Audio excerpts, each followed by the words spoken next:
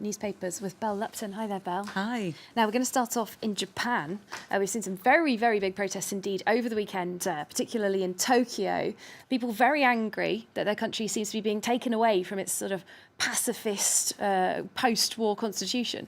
Absolutely. And according to the left-leaning paper Asahi Shimbun, Sunday's protests may be the largest since the Second World War in Japan.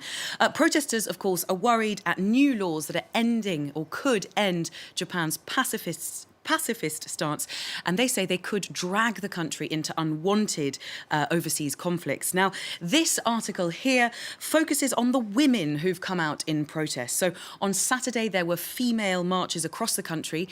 In Osaka alone, about 600 females or women turned out. But it also looks at a group that we don't see very often, or we haven't heard about very often, which is the supporters of this bill. So they staged rallies in Tokyo, Osaka, and other cities. And of course, in those highly politicized towns of Hiroshima and of Nagasaki, apparently young people shouted that labeling the legislation as war bills is misleading. All right, and interestingly, I mean, protests are pretty rare in Japan. They happen all the time here in France, but not so often in Japan. What kinds of people, other than the ladies, are getting involved in these demonstrations? Well, Japan Today picks up on this question, and it reminds us that the rallies we're seeing today have largely diminished since the often violent rallies that we saw, or student protests rather, that we saw in the early 1960s in Japan. So the paper explains that although there are students among the protesters this time around, these demonstrations are very different from those of the 60s. They're less violent, and we're seeing a different demographic. So I'm quoting here, Japan is seeing new faces join the ranks of protesters, typically made up of labour union members and greying leftist activists. That's because grassroots groups among typically apolitical groups, such as mothers and students, appear to be growing. Now, they're using social media to organise themselves, which is something that obviously wasn't seen in the 1960s. Not so much, No. But despite this, the paper says it's still difficult for students to stage rallies because a lot of the schools in Japan are very conservative and so won't let them. And Japan, very proud of its pacifist traditions over the last few decades, which it sees as quite unique in the world. But you found an article that suggests that it's not quite as unique as people might think. Yes, this is in The Eye, which is part of the UK's independent newspaper.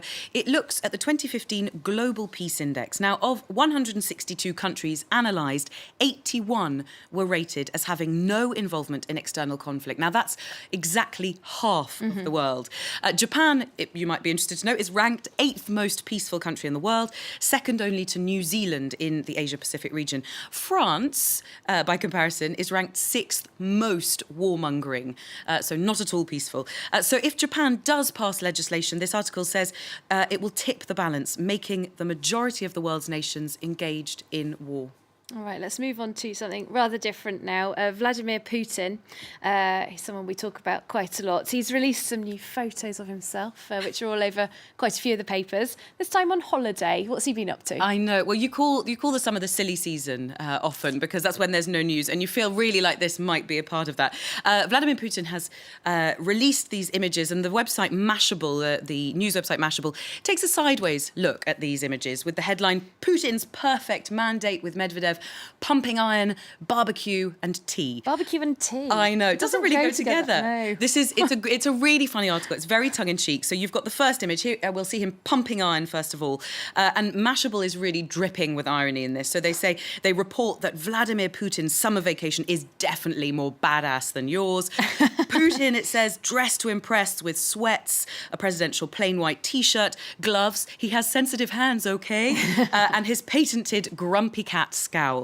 Now, the sham workout, says this article, finished with an elegant but still totally manly tea session. So as you can see, here they are, sipping their tea and doing what the French call trinquer, so basically cheersing with their teacups. Yeah, although underneath, we could be seeing some of that Beaujolais. Could that be some of that Beaujolais? I mean, it looks suspiciously like wine, so I don't know what time of day they are there, but anyway. He needs a little pick-me-up after his workout, Absolutely. obviously. Thanks very much for bringing us that and the rest of the international papers, Belle Lupton, there for us.